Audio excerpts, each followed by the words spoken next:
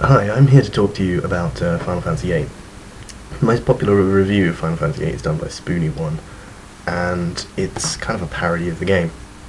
He brings out a lot of points against it, why it's a kind of stupid game, but I'm here to argue that there is nothing stupid about Final Fantasy VIII, and every single one of his complaints are answerable. There's a couple of overarching points. A lot of things the game actually explains, he just doesn't seem to know or find out. He always makes fantasy answer to real-world standards, which just isn't a criticism. He has a lot of anti-RPG points which he holds Final Fantasy VIII responsible, but that's a complaint about the genre, not really the game. And he never has any suspension of disbelief. Now, suspension of disbelief is a valid fictional tool that's been used in fiction for years, and especially in fantasy. Shakespeare himself uses it frequently. In Measure for Measure, the bed trick where Mariana takes Isabella's place in Angelo's bed is complete suspension of disbelief, but it's the moral of the situation that you're supposed to take away from it, not the reality of it. Now I'm going to go through each of Spoony's complaints one by one and tell you why they just don't work. Some of them are opinion, and some of them are just plain fact. The first criticism Spoony raises is about the opening video. He accuses it of not making any sense. Well, it's not really supposed to make any sense. It's kind of opening montage of clips of what's about to come. You're not really supposed to understand it. I mean, the training they're doing is juxtaposed with these kind of epic-looking scenes from the future of the game. It's supposed to kind of whet the appetite, not say something. He then complains that Final Fantasy VIII has been changed from the ground up. Well, that's a very cheeky little criticism, comparing it to Final Fantasy VII. They're different games. He then complains about the Gunblade, saying that mixing cool, as he says, concepts isn't okay. And he asks what the sword does, or what's the application of it. He says that the characters are realistic, so the weapons should be realistic, in comparing Squall to Cloud. And he says all it does is add a timing puzzle. Well, you can turn the timing puzzle off, so that's not really a complaint. And I read on Wikipedia that the blade is just meant to up damage via vibrations. It's a pretty simple concept, and I don't see why it has to answer to real-world standards. He then says, when you're doing your first test to become Seed, you have to summon Shiva to be Ifrit. Well, no you don't. You never have to summon a GF in-game.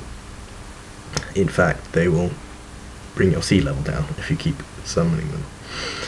He then has a really big complaint about the fact that you have to draw 100 scan spells and fire spells from this bug. I don't know why he does it. You don't have to draw in Final Fantasy VIII at all. In fact, there's only one spell that I know of that you have to draw, and that's Scan, so you don't really need to draw much of that because it's not really that much of a useful spell. You certainly don't need 100 of it. You can grind in any RPG, and Final Fantasy VIII just has a method of grinding which is drawing spells. It's up to you whether you want to sit there drawing for hours on end. I certainly didn't when I played Final Fantasy VIII, I just refined things. He then complains about the card game. He says everyone in the world plays it, it's weird, and that it's too hard and has no goals. Well, every single one of those points is wrong. Not everyone plays it. It's not really that hard, but if it is, that's just not a complaint because it's doable. Therefore, if it's hard, I don't see why that's a bad thing at all. And it does have goals. There's the card club mission, and you can get items from the cards. He then complains about Zell. Obviously he complains about Zell's character, but his character answers for itself. And then he complains that he has a Mike Tyson tattoo. Well, Mike Tyson got it in 2003 and Zell got it in 1999, so perhaps Tyson was copying Zell there. And then he complains about how he just uses martial arts. Well, the monk class has been in almost every Final Fantasy before Final Fantasy VIII. Tifa was a monk, and then there's monks in subsequent ones to that. I don't see why Final Fantasy VIII is any different. He then asks whether it's Seed or CD. Well, it's Seed, you find that out in disc 2.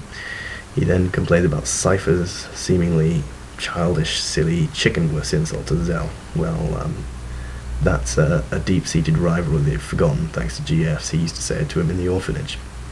So it's quite a lot deeper than it first seems. He then complains about the landing scene with Squall, says it's stupid. Well, again, that's a matter of opinion. I think it's really good. Then his next complaint is about Elveret at the top of the communications tower, this random monster that comes out. I have this big complaint about Final Fantasy XII that the boss monsters are just random. Well, Elveret isn't random. He's been nesting up there for God knows how long in an abandoned tower. You're already told that this area of Dole is covered in monsters. It's not surprising that there's a big one at the top. He then complains about the spider battle, having to do it 4 times over. Well, you don't have to do it 4 times over, you only have to do it twice. He uses a strategy guide to essentially cheat his way through the game during Final Fantasy VIII. I don't see why he doesn't use one here. He then plays different music over the ballroom dance scene. That's kind of annoying. It's personally my favourite scene. Not really a criticism. Squall refuses to open up to women is his next complaint. When he's out on the Quest Estate part. Well, that's part of Squall's nature that Spoony just doesn't seem to have time for. The development of Squall from this cold, antisocial, emo kind of guy, even though emo wasn't even around then, I don't know why he uses that, but his development from this state to an open nature at the end of the game is something Spoony just never seems to have time for. And you know, when you don't have time for the central concept of a game, you're basically not going to review it, are you? Then he has a complaint about the training area. He asks who maintains it. What are all these monsters doing here? Who feeds them? Well, again, that's a point about suspension of disbelief. It's quite plausible that someone maintains it, but the game just never goes there, so why complain about it?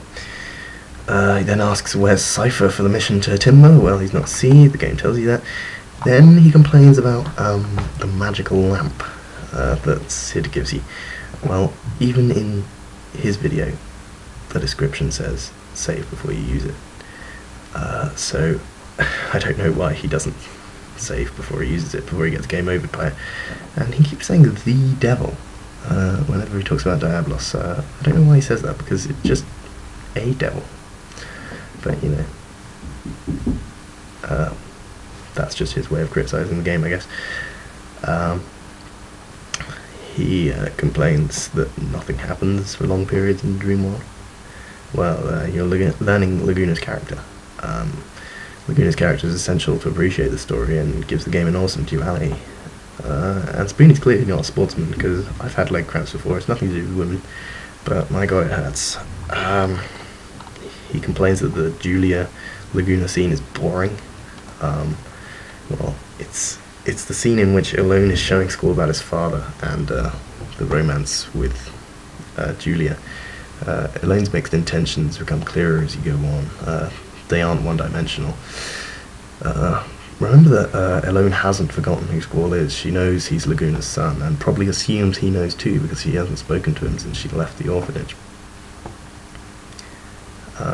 There's a lot more about this. I mean, the whole central point of the game is about this, and the game does explain it very well, but we'll get to that later as Spoony complains about it more.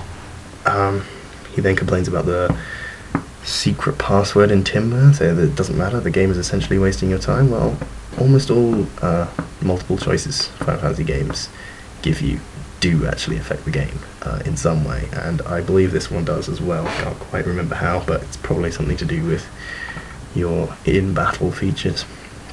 He then complains about Rhino's attack. Well, I think her attack says a lot about her character. It's a kind of stupid, laughable attack that makes no sense early on, because she's this kind of rich, silly little Japanese girl. And then it stops becoming laughable when she starts using magic, because she's a sorceress, and you actually get some of the most powerful attacks and moves in the game with her magic. So I think that's a really good way of developing Rhino's character. Anyway, I've run out of time, so I'm going to come back with another video later.